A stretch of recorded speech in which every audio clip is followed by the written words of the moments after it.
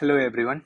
मैं हूं infant doctor और आज मैं एक नए टॉपिक के साथ आया हूं आपके पास, जो कि हमारे गवर्नमेंट ऑफ इंडिया ने नया प्रपोजल पास किया है कि हमारी ओनली ऑल इंडिया काउंसलिंग होगी। वन नेशन वन एग्जाम कहता है, तब काउंसलिंग भी एक ही जगह होगी, एक ही जगह से 100% सीट्स अलॉट की जाएंगी। इससे पहले हम देखते थे कि 15% सीट्स जो हैं वो ऑल इंडिया कोटा से अलॉट की जाती थी, और बाकी के 85% सीट्स यूजी की बात की जाए तो वो स्टेट काउंसलिंग के द्वारा की जाती थी। हर स्टेट का अपना अलग अलग काउंसलिंग बॉडी होता था। जैसे बिहार का बीसीसीआई काउंसलिंग करवाता था 85% सीट्स के लिए, और पीजी में भी ऐसे ही देखने को मिलता है कि 50% सीट्स हमारे ऑल इंडिया आ जाती थी और 50% सीट अपना स्टेट काउंसलिंग करवा के करता था।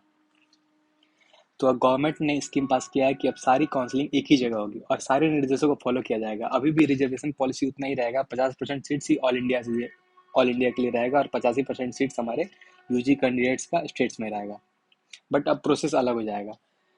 ये प्रोसेस को सिंप्लीफाई करने के लिए किया गया है कि बार बार अलग अलग जगह फॉर्म भर के एक ही सीट के लिए अलग अलग जगह अप्लाई करने के लिए, ये सबको सिंप्लीफाई करके एक जगह लाने के लिए और रेगुलेट करने के लिए अच्छे से हमारे इंडिया में ये पास किया गया है। इसके बहुत सारे एडवांटेजेस हो सकते हैं और कुछ डिसएडवांटेजेस भी हो सकते हैं, आइए देखते हैं। तो इसका फ़ायदा ये हो सकता है कि एक सिंप्लीफाइड प्रोसेस है, और दूसरा है ये ब्लॉकेज ऑफ सीट्स नहीं होंगी। क्योंकि जैसे पहले होते थे कि 15% ऑल इंडिया कोटा में लोग क्या करते थे कि सीट्स ले लेते थे, कि मतलब ऑल इंडिया काउंसलिंग करवा रहे हैं, सीट्स ले लिए, उसके बाद फिर अपने स्टेट में चले गए और ये सीट छोड़ दिया, ऑल इंडिया वाला सीट छोड़ दिया।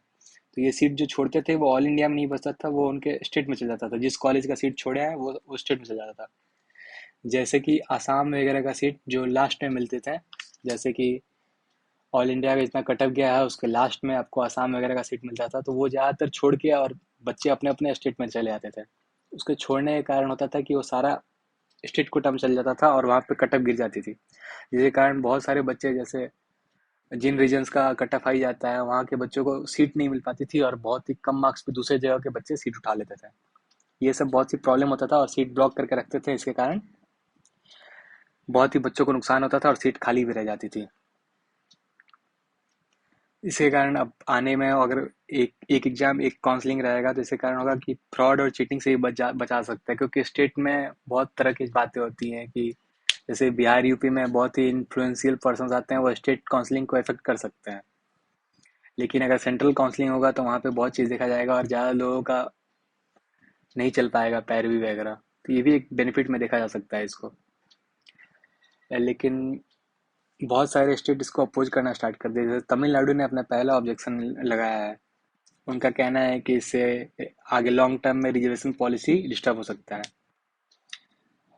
जैसा कि ऑल इंडिया में एक नियम है कि 50% से ज़्यादा का रिजर्वेशन नहीं हो सकता है। लेकिन लेकिन इस प्रपोजल में बताया गया है कि हर स्टेट अपना नोडल ऑफिसर अपॉइंट करे। वो उनके स्टेट का देख रेख करेंगे कि कैसे काउंसलिंग हो रहा है, और उन्हीं की रिजर्वेशन पॉलिसी के हिसाब से उनका सीट दिया जाएगा उनके स्टेट का। ये इन्होंने प्रपोज किया है, उन्हीं के हिसाब से दिया जाएगा। और रिजर्वेशन पॉलिसी जैसे बिहार में 69% सीट्स रिजर्व है, तो वो 69% ही रहेगा, वो 50% नहीं किया जाएगा ऑल इंडिया के हिसाब से। इस तरह की बातें आई हैं। अब देखिए, पता नहीं ये लागू होगा या नहीं होगा, लेकिन इसकी काम तो जोरों शोरों चल रही है। और आपको क्या लगता है, क्या ये सही है या गलत है? आप कमेंट से मुझे बता सकते हैं, और मेरे चैनल को सब्सक्राइब कर सकते हैं, इन्फेंट डॉक्टर 4975, आगे अपडेटेड रहने के लिए और सारी न्यूज़ पाने के लिए। Thank you.